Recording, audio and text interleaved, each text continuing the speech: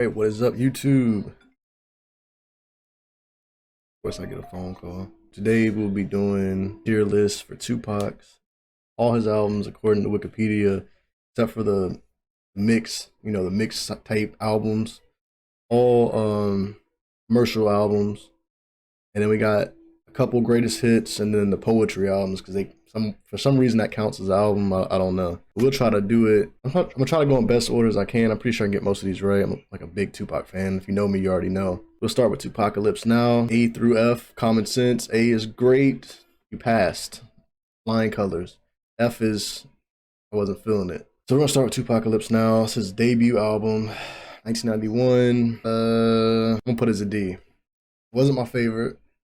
They had Brenda's Got a Baby, had Trapped, and after that, I just didn't care. After that, honestly, I was not feeling it. Second album, Strictly for My Beep. Again, it wasn't that good. I give that one a C just because it Keep Your Head Up, and a couple other songs. Let me see. Let me get my phone out so I can look so I don't forget. All right, yeah, so Holla If You Hear Me, I Get Around, Keep Your Head Up, Papa Song. That'll go as a C.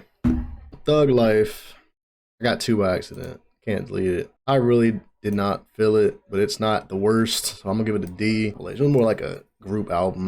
It wasn't really a 2Pac album, in my opinion. Pour Out a Little Liquor was good. Hail to the Grave was alright. It was not bad. It was just not good. Now, Me Against the World, man, A. A plus. Top two albums of 2Pac. Top three easy. That's the first album I really got into.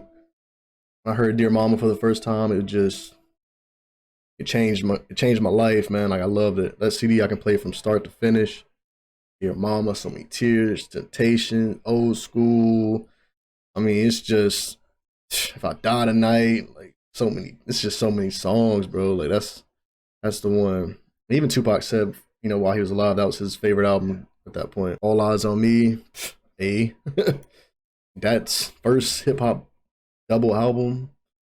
6 million in like 6 million in 6 months.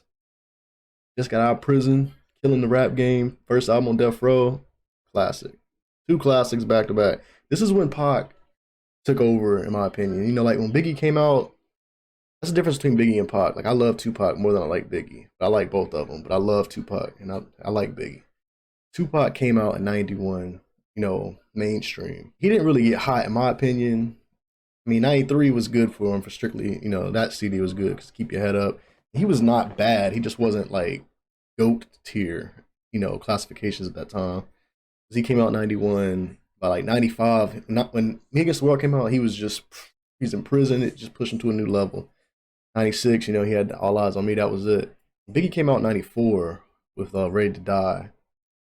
He was considered the king of New York right away. He was the best rapper from New York. It was just, that's the only thing I'm gonna say different about 2Pac and Biggie. This was 2Pac's prime. 95, sadly 95, 96 his prime. It wasn't much a long prime. Same like Biggie, 94, 97. It wasn't a long prime. You can count 2Pac's after his death, but you really can't because once you die, your numbers get inflated. But I said Me Against the World was the first album, 2Pac's that got me into it. Classic album. All Eyes on Me is a classic album. Machiavelli is my favorite 2Pac project. I love that CD. I can play it from start to finish every time, no skipping. I love it. It's perfect CD. Dark, deep, real, catchy songs. It's perfect. That's the best 2Pac album in my opinion. Machiavelli. Yeah. So clearly, like I said, 2Pac's prime was 95, 96. Granted, he died September 13th, 1996. Unless you believe otherwise. But I believe he's dead, sadly, after all these years. Pac was a different type of artist. He really was out here recording because he felt like he had a limited amount of time, and he was correct, sadly. He had a lot of music left over, so when you die, your numbers inflate. You're worth more dead than you are alive if you're famous. So he had like supposedly anywhere from 100 to 300 songs recorded, pretty much done. This was the first album to come out posthumously after his death, and honestly, I wonder if Haven't Got a Ghetto and Do for Love, that's it. And this is a double disc. Double disc. There's like 4 songs out of like 20. I'm gonna give it a D. And one thing I don't like about the 2Pac situation is that most of his songs were pretty much done, or they had a beat already to him and he rapped to that beat. And rest in peace, Afeni Shakur. But a lot of stuff wasn't handled right, and you'll hear that in his later music, towards the later released music after his death. Like Tupac, everybody know Johnny J, certain producers. So that's like putting Tupac on a DJ Mustard beat. It just doesn't sound right. It's not right. If he has a song that he recorded, and it might not have a hook or it might not have everybody's verse on it, but he's recorded this beat, just use that beat. It's not going to sound right. Just because it's a hot producer don't mean it's going to sound right. Sometimes it do sound right, but Tupac wouldn't sound right on these fast ass beats. He don't really rap on fast beats. He raps on got his own style, Greatest hits, 1998, went diamond, 10 million plus albums sold. I'm not gonna give it a D. I mean, a F. I feel like it was like his greatest hits was ill placed. You released it a year after you released his first album after his death, and then you released his greatest hits, and then you're gonna drop like 10 more CDs after his death. I feel like that wasn't good. I mean, maybe if you would have done it, I don't know. I don't know. I feel like it's just a waste. It was just like a money racket at the time. It was a double disc. You had like 3 or 4 new songs, I think, in total, and then Hit 'Em Up was finally on the album. You got like Hit 'Em Up, Troublesome, 96, song where he's like, God bless the dead. He's like, rest in peace, a motherfucker, Biggie Small. That one, Unconditional Love. So you had like 4 new songs and changes, of course. Woo, changes, big one. So 4 or 5 new songs, or never been on an album songs. I just feel like it was a filler for the money. I feel like it should have been put out later in his career or right after he died, but whatever. Still I Rise, Tupac and Outlaws. I know I gave Thug Life some heat for being a group album, but this album is top tiers. It's going to be. It's. I've heard a lot of Tupac unreleased songs. If you go on Google and type in, or YouTube and type in Tupac unreleased, you type in like Still I Rise, you'll hear the original beat supposedly. And if it's true, most of the songs on this CD were close to the original or were the original, maybe some new added verses from the current members that were still living. And I love that. I'm a Tupac fan. I want to hear how Tupac wanted it to be. I don't want to hear Tupac over DJ Mustard. You know what I'm saying? Like, I want to hear it the way he wanted us to hear it, or he was recording it. Rose That Grew From Concrete, poetry album. Like I said, I don't know why they counted this as a poetry album. As an album, it's not a bad album. I just don't like. I don't want to hear. I'm not getting any vibes from it. This is all my opinion. To the End of Time, man, I love this CD. I'm not gonna lie, I love it, but I'm gonna give it a C because like it just wasn't that great. I loved it. I enjoyed it as a kid, and I don't really play it back now. Now I think about it, and that's why I'm gonna give it a C, is because the replay factor or value is not really there. Besides like 2 or 3 songs, like I'll go back to this day and listen to Machiavelli and All Eyes on Me, Me Against the World, Still I Rise. But like from C down, I might hear a song and I get turned up, like, oh, that's Brenda's Got a Baby. But I don't listen to the album. Like, I don't. Better Days, the best album that came out after his death is Better Days, in my opinion. It was double disc, and they could have stretched it out and made more money if they'd have released them, 1 CD at a time. But this was Tupac's death prime. That sounds fucked up, but this is his death prime. 2000, I think he released Until the End of Time in 2001. 2002 was Better Days. This was Tupac's second prime, in my opinion. Those 2 albums were great. You felt good, and then Tupac Resurrection came out afterwards. Had a couple songs. I didn't put that up there because I got an F, because it's just not, there's no new music hardly. It was not even worth it. And then you put Tupac with 50 Cent and Eminem song. The Eminem song wasn't bad. The 50 Cent song wasn't bad either, but it just doesn't sound right. Like, why do that? 2000, so Tupac's primes, 95 and 96. Short 2 years. His second prime, in my opinion, 2001, 2002 with Better Days and To the End of Time, because that Better Days was good. I would put it A, honestly. It's close. The only reason I won't put it as A is because I've been watching a lot of interviews lately, and they said the rapper The Realist, pretty sure you heard of him, he sounds like Tupac. A lot of people at Death Row and stuff had him either finishing verses that Tupac didn't finish, or ad-libbing, or re-recording verses, and you think it's Tupac but it's not. So I don't know. It kind of, even putting it at B kind of just hurts me, because I just hope it's not true, but I know it is because you can hear it. Loyal to the Game. This will be the only album, like actual album, no greatest hits, no poetry, it's gonna get an F, in my opinion. it was just trash, man. It was just trash. Like Eminem produced it. It was his dream to produce Tupac, and I respect it. We all love Eminem, you know, but this album was garbage. From the start of it, Tupac 2005, like manipulating his voice to say like 2005 and I'm alive and all these new rappers' names, 50 Cent, like it's not cool. Like it's not even a cool gimmick. Like it didn't. I'm not a fan of the older Tupac, like the young Tupac. Like I don't know, like Keep Your Head Up and stuff. And Trap was good, but some of these songs was like around before that area or around that area, and he wasn't at his full potential yet. He was still growing, so I don't personally like that. And then you throw that young voice Tupac that was rapping like stretching his words out on Eminem beats that are fast paced with a bunch of rappers who he never even heard of at the time. They weren't rappers yet. And I didn't like it. It was not a good project. I bought it. I listened to it. All the songs were catchy, but it just wasn't not Tupac. It's Eminem making Tupac. It just didn't sound right. And I didn't like all the manipulations of the voices and all that stuff. And The Rose, I don't know why it's on this list. I'm sorry.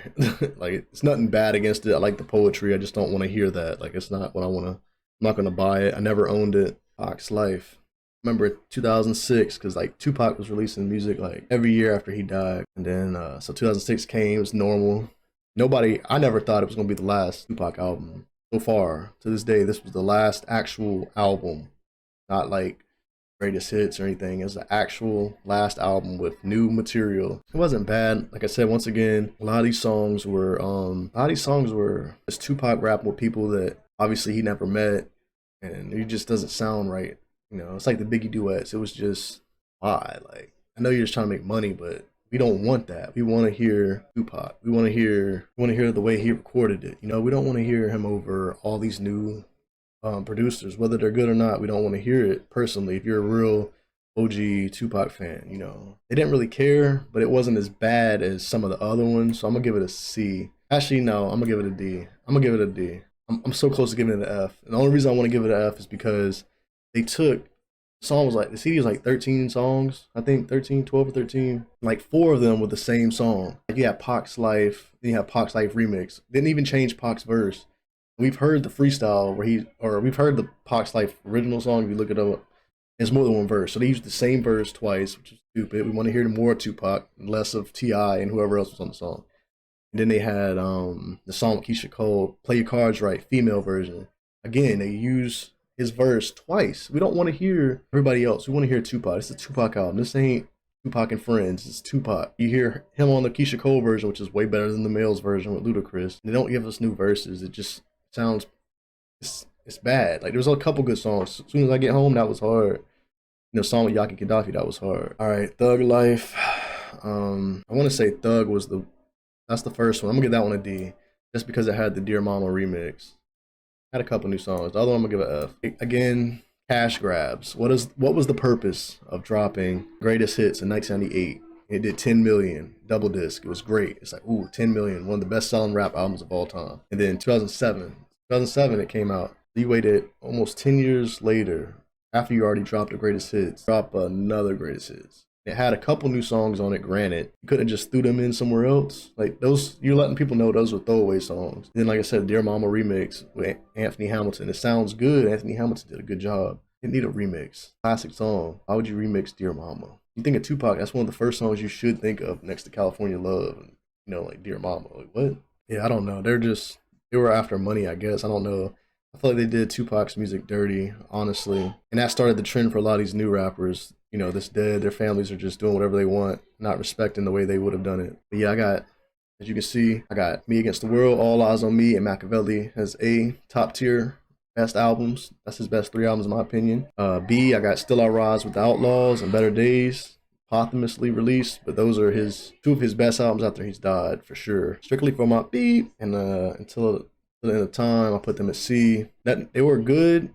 The replay value is not really there for me. Apocalypse Now, his debut album, it brought us Tupac. Thug Life, Are You Still Down, Greatest Hits, Pac's Life, Greatest Hits, Thug Part 1. You know, not bad, but not good. Not really worth listening to again. Apocalypse Now should be a little higher, but like I said, that's for my personal preference. I wasn't into that stage of Tupac. I felt like it was not as good. But he was still growing, you know. I'm not holding it to him. I just don't think it was that good. And then F, we got the Both the Roses That Grew from Concrete, Loyal to the Game, the worst Tupac album of all time. The worst Tupac album of all. If I could have a level below F, that would be it. The worst Tupac album of all time. Rose That Grew from Concrete 1 and 2 are up here because we want to hear him rapping. And a lot of these songs, he's not even saying these poems. Somebody else is saying them. So not even that's why it's up here. Life was up here because I really should have put both of them Thug Lifes up here as F. Because it just doesn't. It's just a money grab, and it wasn't even respectful. You know, you waited 10 years after you dropped the first greatest hits to drop another greatest hits, and then we haven't heard anything new in forever. So that's my opinion. Drop a like, comment down below. Like, do you agree with me? Do you disagree with me? You know, leave a comment down below. Let me know. We'll be back. I'm gonna do this more often. I'm gonna start doing worst top tier lists for different things. But yeah, peace.